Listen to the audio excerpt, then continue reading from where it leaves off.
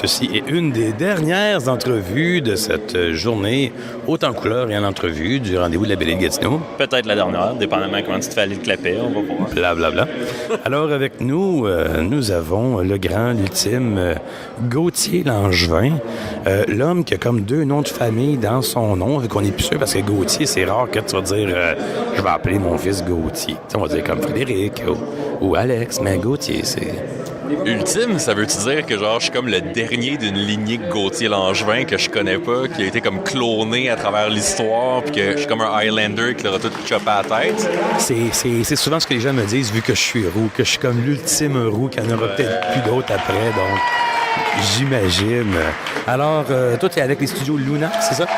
Oui, merci. Oui, je suis avec le Studio Lunac. Oui, oui, le Studio Lunac qui est un studio de création basé à Montréal qui fait beaucoup de produits dérivés pour Ubisoft et depuis 1 an qui a lancé sa propre maison d'édition qui se spécialise dans la bande dessinée de genre.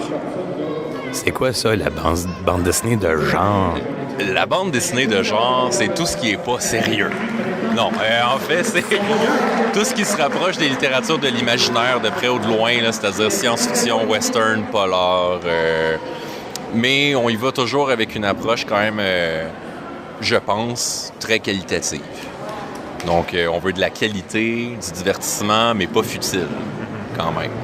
Est-ce que c'est la première fois que tu vas en Outaouais? Non, c'est la 2e fois que je vais en Outaouais. La première fois, c'était en 2009 pour...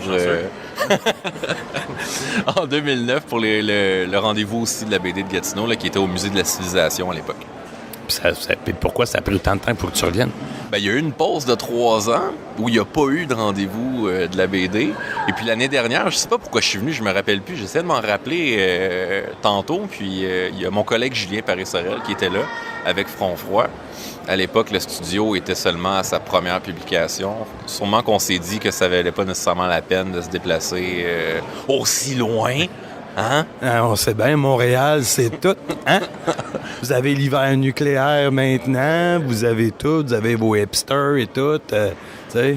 Ouais, mais vous avez Christian Canel, qui est une grande figure de la BD. Vous avez l'UQO, qui est la seule université de BD en Amérique du Nord. Au Canada? Ouais, au Canada. Au Canada, oui. C'est quand même pas mal. Vous êtes comme une mecque de la BD aussi. Ben, j'allais dire aussi quand même que Gatineau, je répète à tout le monde, ceux qui ne savent pas, c'est le Las Vegas du Québec. Nous avons, nous aussi, un casino. Les Ontariens viennent de l'autre bord de la rivière pour contempler nos femmes et boire notre alcool, parce qu'eux autres, ça prend 19 ans pour boire. Et puis, tout le monde sait que ce qui se passe à Gatineau reste à Gatineau. Oui, j'en ai croisé hier soir à l'hôtel, d'ailleurs, qui était sur le gros party solide. Ouais, j'étais en train de fumer ma petite cigarette paisible au chic Sheraton. Puis, il y avait genre une gang qui s'en allait au casino, là, à genre minuit, sous ben raide, là. C'est ce que c'est. Bienvenue dans l'Outaouais! Il allait comme flamber l'argent durement gagné à leur kiosque. Ouais, est-ce qu'il n'avait pas encore bu? Ouais. Est-ce que Jake Dion est là? On m'a dit qu'on l'aurait peut-être vu errer un soir de pleine lune, ou je suis pas sûr. Là. Ben, son esprit est là, en tout cas. C'est comme un peu le docteur, hein? Il est toujours un petit peu parmi nous. Tu vois, c'est un peu dommage qu'il soit pas là parce que j'aurais voulu dire justement que moi aussi, lui et moi, nous avons quelque chose. Nous sommes frères de squalophobie, c'est-à-dire nous avons peur des grands requins blancs tous les deux. Et que moi aussi, tout le monde m'envoie des astis de vidéos, des crises de photos de requins. Fait que je vais dire, Jake, fait que tu pourrais y dire qu'en Outaouais, tu sais, il est pas tout seul. Il va être compris quand il va venir. Okay. C'est promis. Puis arrêtez de faire ça, là, c'est pas cool. Le monde qui envoie des vidéos et qui en pensant que c'est drôle, là, c'est pas full drôle. Non, vraiment pas. Vraiment pas. Moi, je voulais spoiler Game of Thrones, je suis déçu, là. Ouais, parce que mon collègue Serpent dit le reptile. J'ai dit, tu sais, j'aimerais savoir Gauthier Langevin, tu sais qui? Ben c'est un gars qui va souvent au Mystérieux Étonnant, tu sais. Puis bon, ça fait un bout qu'on l'a pas entendu parce qu'il doit être occupé beaucoup avec des lancements de BD. Puis, ben, ça a l'air qu'il donne des spoilers de Breaking Bad, puis... Ouais, ben depuis qu'on m'a molesté et séquestré pendant 2 semaines dans le studio des Mystérieux, puis qu'on m'a comme versé des choses sur la tête, j'ai arrêté. Ça a été à ce point-là? Ah ouais, je fais plus ça. J'ai des tics nerveux maintenant dès que quelqu'un me parle d'une série télé. Ou, Je vais spoiler, mais juste mais qu'on ait fini l'entrevue. Je veux pas spoiler aux auditeurs, juste à lui. Il y a de la classe. Ah, OK. On fait te dire que Jake n'a pas de classe, parce que c'est vrai que t'as fait au spécial de Noël. Pour se venger, il a quand même spoilé plein de fins de films. Ouais, c'était un dur moment. Ça faisait partie de ma punition, ça aussi. Ouais. Ça te prend un agent de com, là. Tu te mets tout le temps plus dans le trouble à toutes les affaires que tu dis. Ouais, c'est ça, comme les gens qui travaillent chez Ubisoft, là. Ouais. Je voulais savoir, parce que, bon, tu sais, on parle beaucoup des Mystérieux Étonnants, mais c'est parce que c'est une très bonne émission qui existe depuis très longtemps. Puis Ben Tessier travaille très, très fort là-dessus. Il met beaucoup d'énergie. Je sais pas comment il fait par bout. Moi, j'ai fait une émission pendant 4 ans, puis des fois, je veux dire, je sais c'est quoi, puis j'y lève mon chapeau pour ça. C'est-tu vrai qu'il y a un si gros nez que ça? Parce que même tantôt, il y a même une caricature dans les mystérieuses collections qui ont été faites, pour... il y a une caricature avec un gros nez dans El Spectro. Ça a l'air qu'il y a une tête immense avec lui. Y a-tu un si gros nez que ça? Ben, il y a une rumeur qui court. Il y a une légende urbaine qui veut que... Tu sais, en Égypte, le Sphinx, il n'y a plus de nez, genre. Ben, c'est Ben, c'est le nez de Ben. Il s'est ramassé là. Il y a comme eu un vortex temporel, puis... C'est ça, c'est le nez de Ben. Fait que, tu sais, je dis pas que c'est laid. Je dis que c'est noble, puis grandiose, puis tout, là, puis pharaonique, puis tout. C'est tout. Parfait. Assez de pub pour les Mystérieux Étonnants. Il y en a ensemble, c'est comme ça. Si on revient avec Far Out, qui est quand même la dernière bande dessinée qui est sortie. C'est-tu la dernière des éditions Lunac? Non, c'est notre avant-dernière. On a publié simultanément là, à l'automne Far Out, le 2e volume de l'Abominable Charles Christopher et Purgatoire. Donc, c'est à peu près là, comme entre octobre puis novembre, il y a ces 3 BD-là qui sont sortis. Je pense que on peut les lire sur Kimik, si je me souviens bien, parce que c'est là que j'ai découvert l'Abominable Charles Christopher. J'ai adoré Purgatoire, vraiment. Je trouve que c'est du petit bonbon. Et comme je n'avais pas de rêver dans le truc, j'ai des enfants et des fois, je les regarde, il y a des bouts qui me font penser à eux autres. Ou des fois que c'est moi aussi, tu sais. Oui, c'est 3 bandes dessinées qui se retrouvent sur notre portail de bandes dessinées en ligne, kimik.com. Donc, c'est possible, même s'ils sont en livre, en librairie, c'est possible de les lire gratuitement en ligne. Pour nous, c'est une manière de faire connaître nos publications puis de construire tranquillement un bassin de lecteurs là, qui s'intéressent à nos choses. Puis on compte sur la confiance puis l'intérêt des lecteurs pour nous suivre jusqu'en librairie, finalement. Tu as travaillé sur Hiver nucléaire, si je me souviens bien.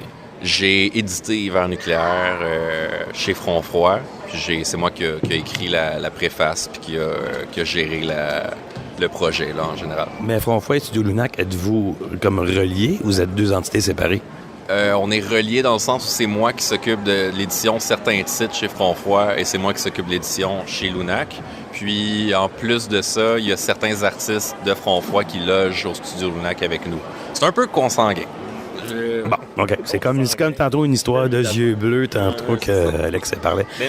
Vas-y. OK. Je regardais Far Out tantôt, et puis des robots western. C'est-tu parce que vous saviez pas si vous vouliez faire une histoire de robot, une histoire de cowboy, ou c'est parce que il y a eu Cowboys and Aliens qui est sorti, Cowboy Ninja Viking, là il était non, quand on va pousser le cowboy un petit peu plus loin, qu'est-ce qu'il reste à faire avec les cowboys?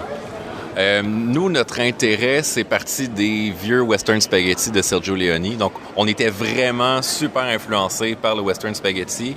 Puis, il y a un print qui le démontre ouvertement. Là, Oui, il y a beaucoup de clins d'œil dans notre BD, d'ailleurs. Puis, en fait, la dimension robotique, c'était vraiment un prétexte pour s'amuser encore plus dans cet univers-là. Parce qu'il y a plein de... Il y a plein d'aspects de l'univers du western qui sont vraiment intéressants à explorer avec des robots, comme les duels, comme à quel point ils peuvent utiliser leur ruse et leur imagination pour tendre des pièges. C'est pas mal plus difficile de se débarrasser d'un robot que d'un être humain.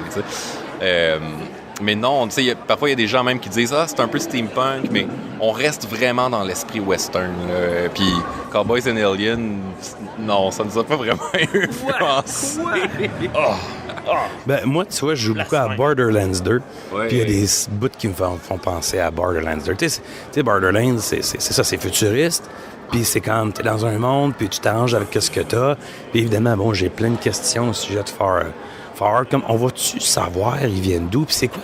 Les caisses qui viennent du ciel, c'est comme... C'est quoi? Tu sais, moi, je me demande, peut-être, c'est peut-être pas comme un vaisseau qui a comme pété. Puis c'est comme, de temps en temps, t'as les pièces qui tombent un peu comme dans Trigun, la série animée, je sais pas si tu connais. Oui, je connais Trigun. Je l'ai réécouté, en fait, dernièrement. Mais oui, toutes les questions que tu te poses vont être répondues dans le tome 2, d'ailleurs. Et puis, pour ce qui est de l'histoire en général, c'est l'histoire d'un robot qui s'effondre sur une planète désertique qui est colonisée par des automates qui vivent tous comme dans un western spaghetti. Et puis, ouais, c'est ça, les caisses qui tombent du ciel, pourquoi ils sont habillés comme des cow-boys, qu'est-ce qu'ils font là exactement? C'est toutes des questions auxquelles on va répondre dans le deuxième tome. Puis on a déjà mis certains petits hints dans le tome 1 qui parlent déjà du tome 2. Comme il n'y a pas juste des robots sur Far Out, il y a autre chose aussi. Ah, intéressant. On va le dévoiler un peu plus tard. Ouais. J'ai remarqué aussi que certains des véhicules me font penser à Star Wars épisode 1, les Podsters, l'espèce de fusée. C'est un peu l'inspiration de ça? Je sais vraiment pas. Faudrait plus peut-être poser la question à Olivier. C'est sûr que dès qu'on... Pour nous, ça a sûrement été ça a été comme un réflexe, en fait. Il fallait qu'on remplace les chevaux par quelque chose. À ce moment-là, t'as le choix entre des roquettes puis des extraterrestres, puis peu importe, ça aurait fait penser à Star Wars. Parce que dans Star Wars, il y a les deux. Donc, on n'avait pas vraiment à un moment donné, tu peux pas réinventer la roue continuellement, là. Puis la réception de Far Out, est-tu bonne? Les gens, ils réagissent-tu bien? Ils vont-tu comme, c'est intéressant? Ou... Oui, on a tout vendu nos livres en français en 1 mois et demi. Donc, on va aller en réimpression sûrement le mois prochain. Puis, les critiques sont très bonnes. On a été vraiment assez surpris là, de la compréhension que plusieurs critiques avaient du trip dans lequel on s'embarquait. Parce qu'on a pris quand même des risques avec le tome 1. On a un rythme qui est très lent, qui ressemble beaucoup au film de Sergio Leone. On prend le temps d'installer l'univers, le ton, l'ambiance. Puis ça, c'est pas nécessairement tout le monde qui est habitué à ce genre de pacing-là dans le monde où tout va super vite, puis on est habitué de voir des clips qui durent 2 minutes, 3 minutes. Mais les gens semblent embarquer dans notre trip là. Puis en terminant, l'Internet, on a parlé à des auteurs qu'eux autres étaient pour l'Internet. Il y en a qui sont contre. Dernièrement, dans une espèce de petite conférence avec Jean-Dominique Leduc, Paul Rabalbiati, il disait que lui, il était contre l'Internet. Il disait, publier de la BD gratis sur Internet, tu tues l'industrie. T'sais. Peut-être que c'est l'ancienne garde, peut-être, qui voit ça. Toi, comme tu dis, vous avez publié vos bandes dessinées en première en disant, les gens vont aimer ça, puis s'ils aiment ça à ce point-là, ils vont l'acheter. Ouais. C'est sûr que c'est assez touché comme question. Nous, on a pris le pari que les gens vont nous suivre, comme par exemple avec les groupes de musique qui offrent leur CD gratuitement sur Internet. Genre YouTube, on aurait demandé pour, là. Ou Radiohead avant ça.